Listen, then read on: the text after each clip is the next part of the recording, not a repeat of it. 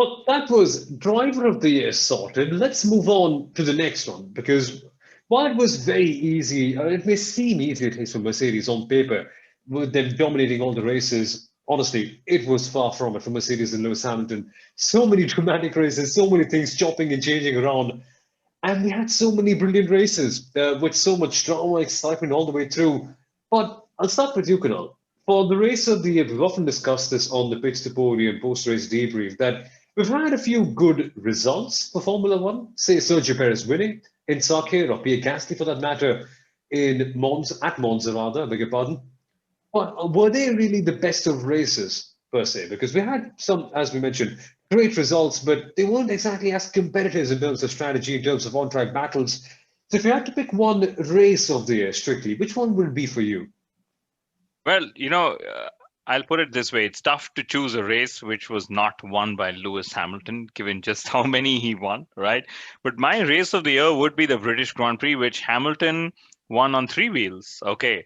I think it was one of those proofs that we all needed, that Lewis's talent is also backed so heavily by his luck, and the kind of momentum he has in his life and career is helping him win despite having disadvantaged machinery as well. That was also one of those things that came up. So definitely his three-wheeled victory in the first race at Silverstone would be my pick for the race of the year.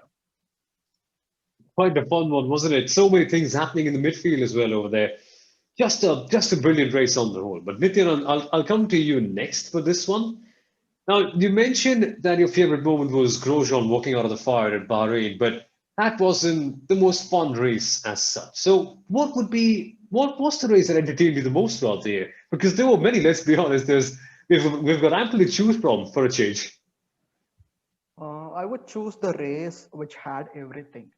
The race which put drivers' racecraft into question. Sorry, the race which challenged drivers' skills and the racecraft. And it is the only one race.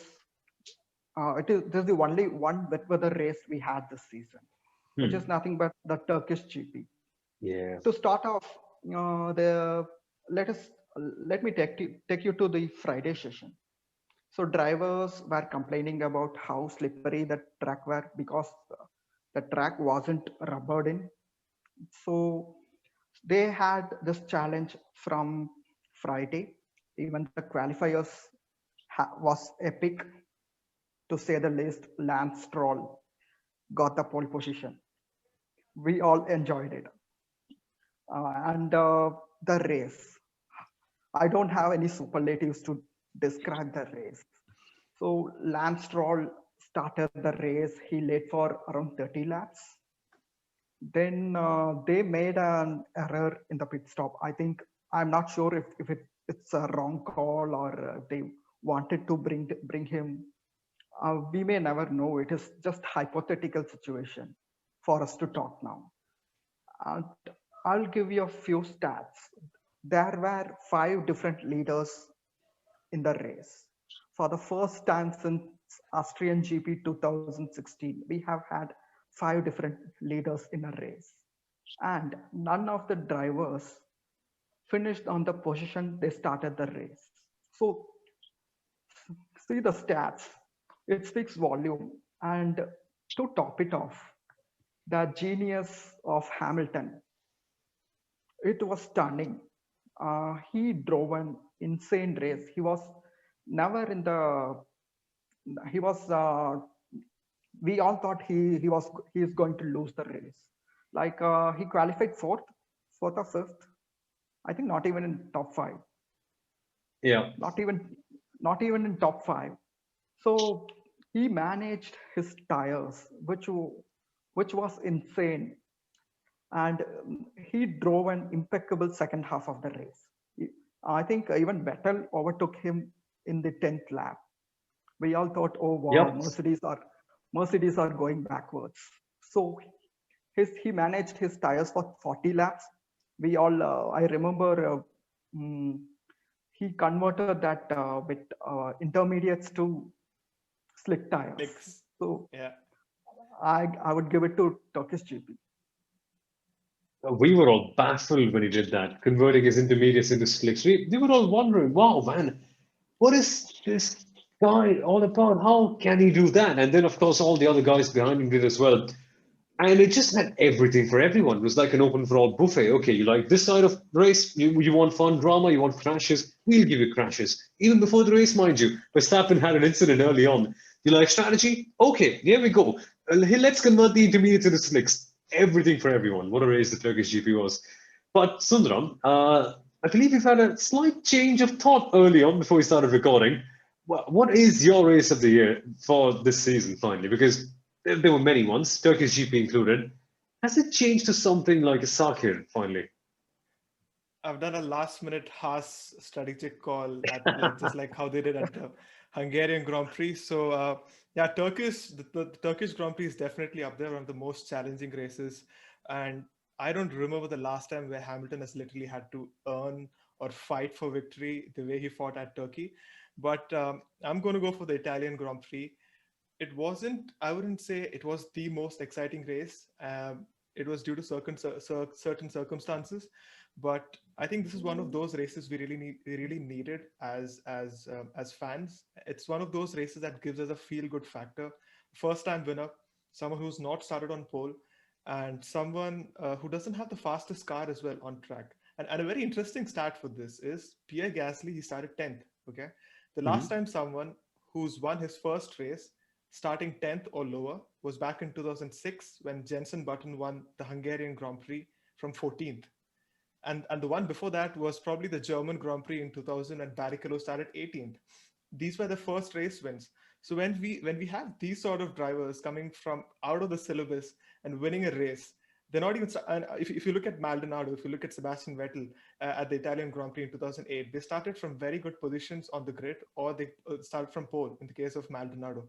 But in the case of Gasly, no one would have bet on him winning the race. I think someone did actually, but no one would have really bet on him. I think no one really would have bet on him. And I think as fans, we need such sort of races to still instill that belief that this sport can still provide these sort of exciting and out of the blue results. So I'll go with the Italian Grand Prix this time. Someone actually bet. Someone bet not just on Gasly winning, but on the entire podium. All three of them. That was wild. I'm gonna interrupt just once, okay? Why not? Because Why not? the Italian Grand Prix actually, it's very well spotted by Sundaram. So it sort of was the first trigger through the 2020 season, which otherwise we were like, oh my God, Lewis and Valtteri are just going to win everything that's there. And it was one of those first sparks in the season where we said, okay, wow, there is someone out there looking out for us Formula One fans, trying to make the season exciting, and threw up this completely unexpected result. Like we all agreed, not the greatest of racing. It was Mercedes' first pit stop mistake of the season, first of several, or I'd say. But back to also Turkey. So that for me was not the most ideal Grand Prix, because it's actually very easy to recreate Turkey at any circuit of the season. Just go drop some oil, put some water, and let the cars go out, and then we'll all have low grip conditions. But the one thing that stood out for me for Turkey, and this is hats off to all the drivers out there, okay? And this is including the ones we love, the ones we hate, and the ones we troll, okay? They took their time understanding the grip levels in free practices, and we saw spins and crashes and so on. But come race day, there wasn't a single safety car period, and every driver was as clean as he should be in the race, and that was the hallmark of extreme talent. Except one person who spun 6 times. Valtteri Bottas. Valtteri Bottas. And Alex Albon, and I think Verstappen had a bit of an off as well. Yeah, but again, none of the Valtteri had an issue after he spun with Ocon at the start and so on, but nobody crashed out of the race. Nobody, I think the safety car, one would have expected a large part of the race to be led by Bernd Maylander and the likes, but it was overall a very good race, but not the most ideal conditions out there. Very, very tricky. Very fun to watch eventually. But yeah, far from the ideal Formula One that we're looking for. 2022, a lot of our money is banked up on that one. But that's race of the year essentially done. Let's move on to a bit of a trickier category this time out, because here I think we'll be criticizing a few drivers a little bit while not having bad intentions in them with any mind. That is going to be the most disappointing driver of the year. And